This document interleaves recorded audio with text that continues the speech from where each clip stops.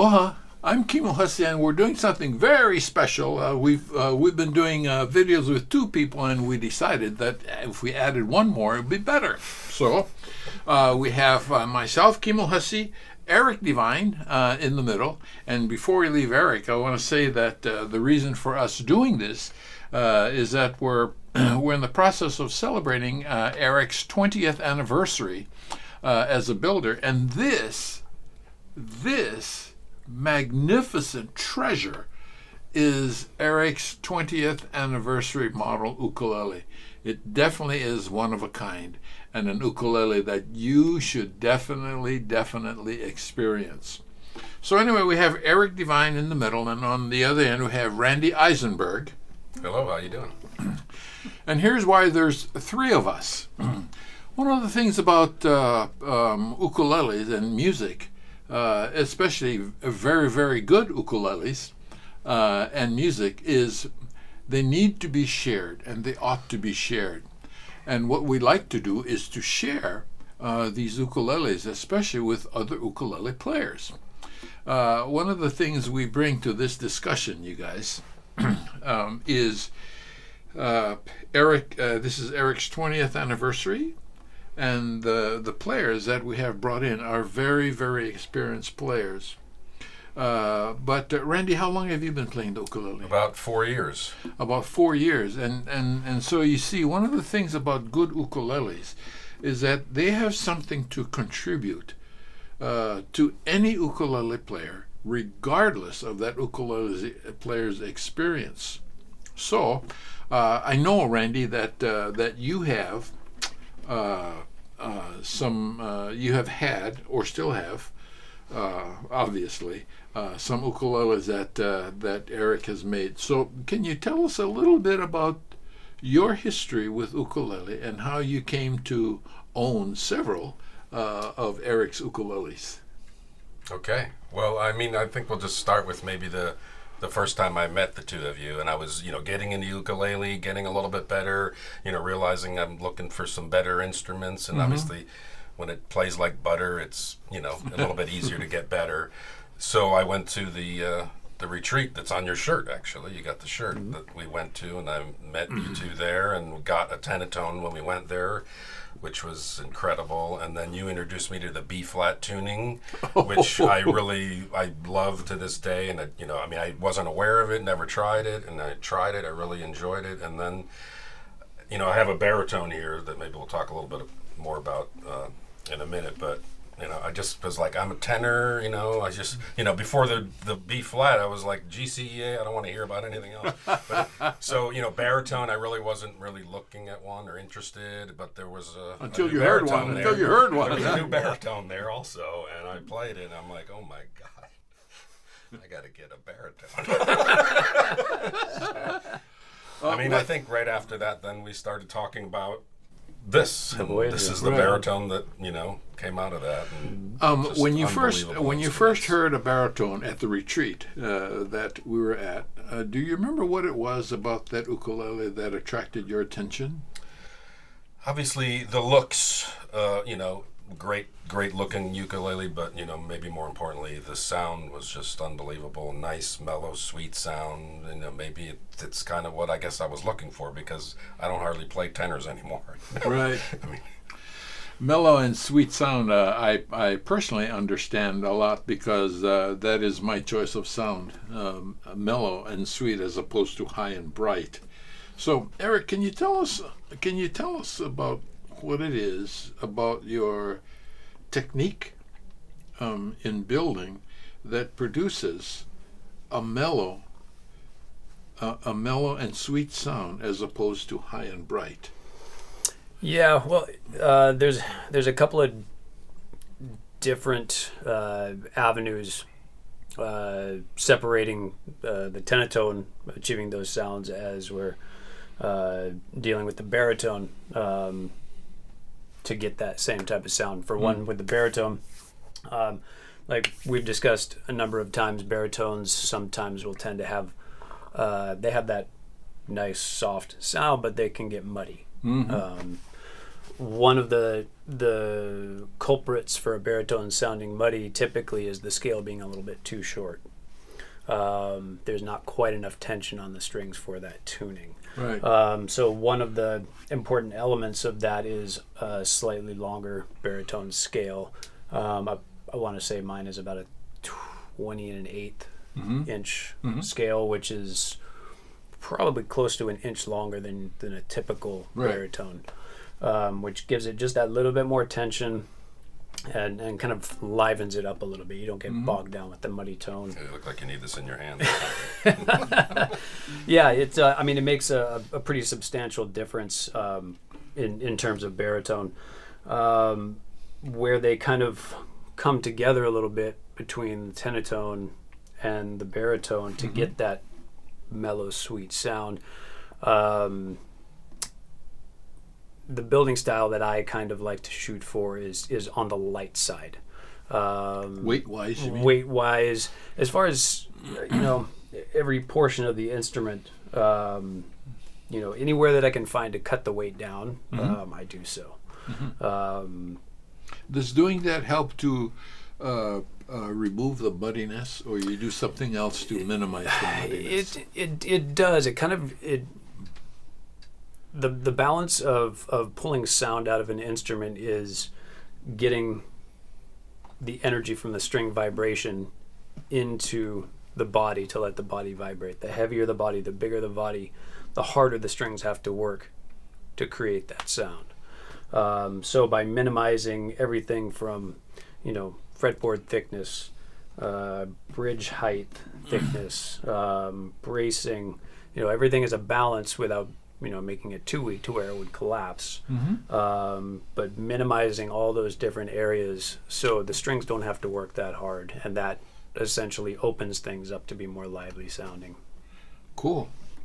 Boy, am I glad I just get to play them rather than having to make them. If I had to make it, oh boy, I'd be in trouble, buddy. Randy, wonder if you might just play a note or two for us. Okay, I'll give it a try. And as you do that, tell us about that ukulele and what you like about it.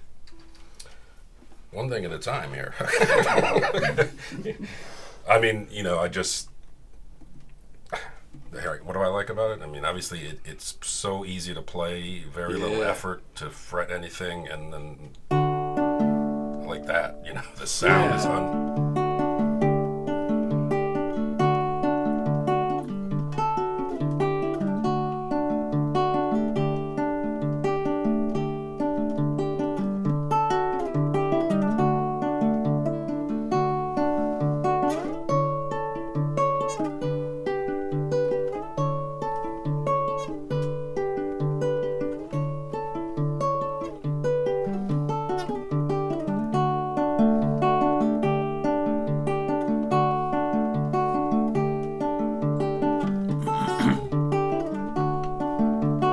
gonna keep playing.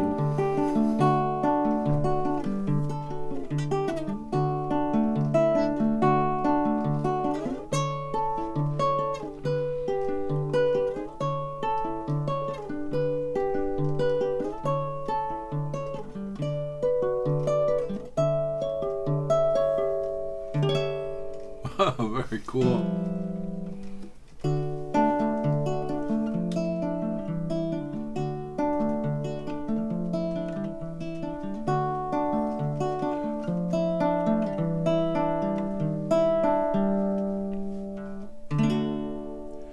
Oh, that's beautiful. One of the things you do, Randy, in conjunction with the instrument, that I really respect, is you play to the instrument.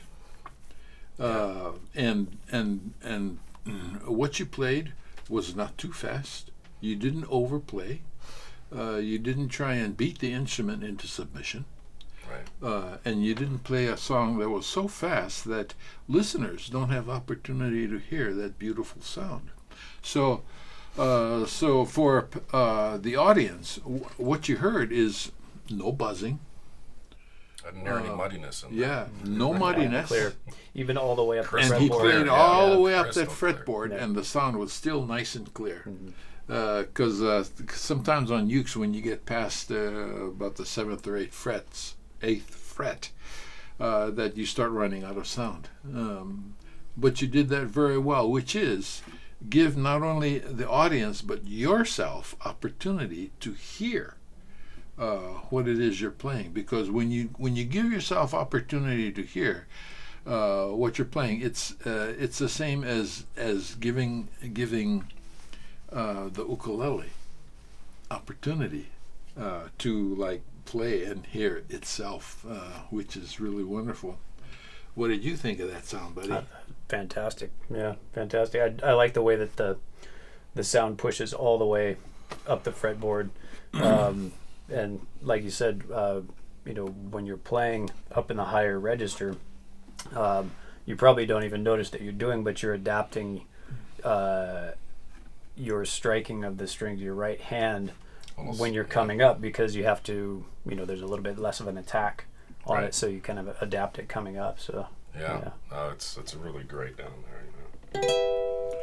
So, in effect, one of the things that we're talking about with regard to a high-quality instrument is response. And again, the very wonderful thing that I heard you do, Randy, is give the instrument opportunity to express itself.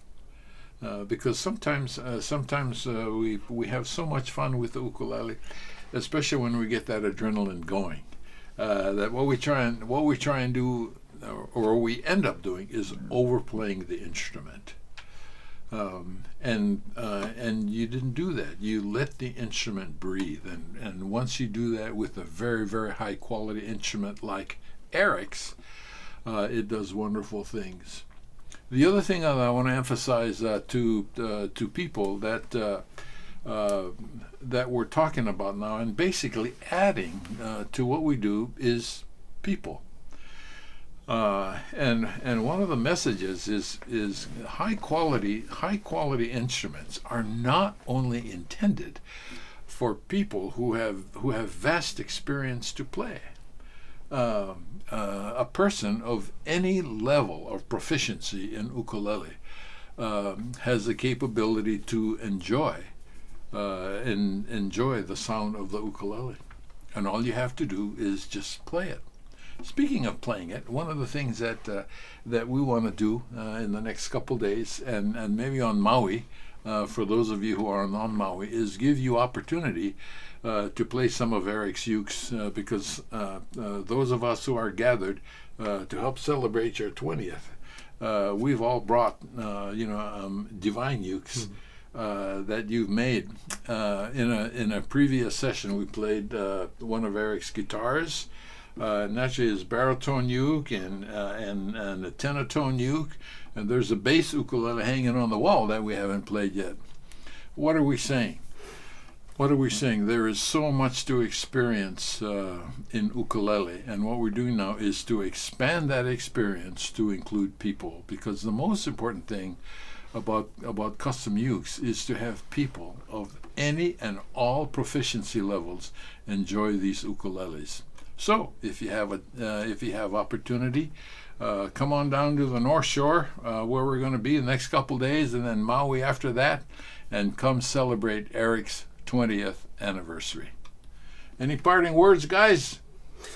I just would add that one of the neat parts about this celebration and getting together and doing these videos is how it's become really apparent over the years of watching so many of my customers turn into friends and family. Yeah.